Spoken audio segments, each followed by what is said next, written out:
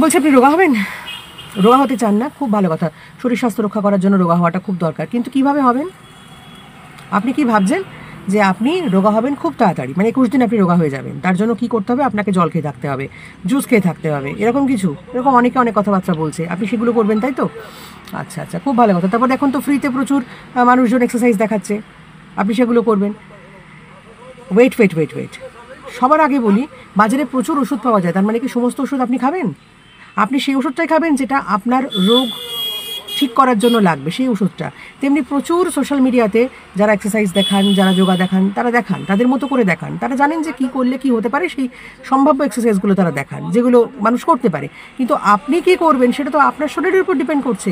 আপনার যদি হাঁটুতে ব্যথা থাকে, আপনার কোমরে প্রবলেম থাকে, আপনি মাটিতে বসতে পারেন না, আপনি স্পট জগিং করবেন কী করে? কেন কথাটা বললাম? রোগা হওয়ার চক্করে আমারই পরিচিত একজন, তিনি কোমরের ডিস্কই খুলে ফেললেন। ডিস্ক খুলে ফেললেন মানে ডিস্ক নড়ে গেছে আর কি, স্লিপ ডিস্ক হয়েছে। এবার কী ব্যাপার না, সোশ্যাল মিডিয়া দেখে তিনি ওই এক্সারসাইজগুলো করতে গেছিলেন। আমি বলছি যারা আমার ভিডিও দেখেন, ফলো করেন, তাদের উদ্দেশ্যে বলবো যে যত্ন করে যে ওয়েটটা বাড়িয়ে ফেলেছেন, সেই ওয়েটটা 14 দিনে, 10 দিনে, 21 দিনে ওভাবে কমবে না। কমানোর তালিকা রয়েছে, সব তালিকা সবার জন্য কিন্তু উপযুক্ত নয়। আমার যারা থাইল্যান্ডের বা মালয়েশিয়া, সিঙ্গাপুরের বন্ধুবান্ধব আছে, তারা কাঁচা কাঁচা সবজি খেতে পারে, অনেক কিছু কাঁচা খেতে পারে।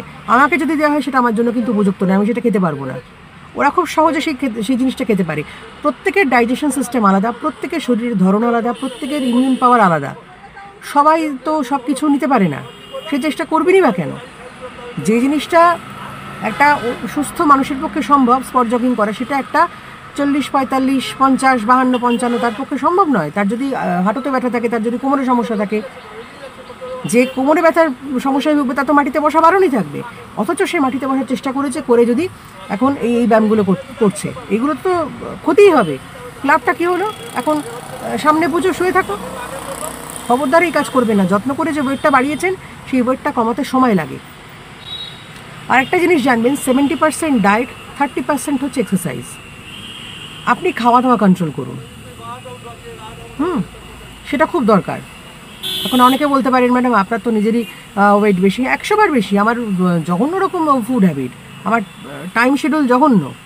হ্যাঁ, তার জন্য কিন্তু আমি আমার ডায়েট চার্ট আপনাদের সামনে একবারও তুলে ধরিনি।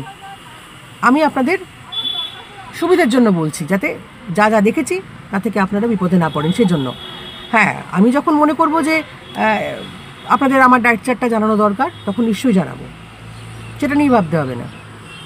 কিন্তু সমস্ত কিছু দেখে সব কিছু যে আপনার উপযুক্ত, এইটা ধারণাটা বদলান। সব কিছু আপনার উপযুক্ত নয়, আপনার শরীর সব কিছুর সঙ্গে মানাতে পারবে না। ওই একটা ঢপের ডায়লগ আছে না, শরীরের নাম মহাশয়, যা সহ হবে তাই সয় না, একদমই না। সব কিছু সহানো যায় না।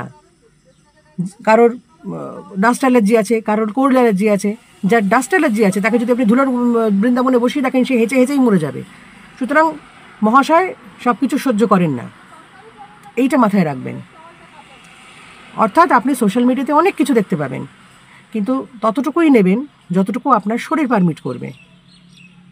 আপনি ফ্রুট স্যালাড ভালোবাসেন, আপনি স্যালাড ভালোবাসেন, খুব ভালো কথা। তার মানে দুনিয়ার কাঁচা সবজি খেয়ে বেড়ানোর কোনো যৌক্তিকতা নেই। খুব সচেতন থাকুন, এমনিও সুস্থ থাকার চেষ্টা করুন। যা কিছু শুনবেন, যা কিছু দেখবেন, সব নিজেকে গিনিপিগ বানিয়ে অ্যাপ্লাই করতে যাবেন না। আপনার ক্ষতিই হবে। আমি যেটা বললাম সেটা আপনাদের সবার ভালোর জন্য বললাম। আপনারা সবাই সবটা জানেন, কিন্তু কিছু কিছু ঘটনা ঘটে, সেগুলো একটু শেয়ার করতে ইচ্ছে করে, যাতে পরবর্তীকালে আপনারা কেউ বিপদে না পড়েন। বোঝা গেল? ভালো থাকুন।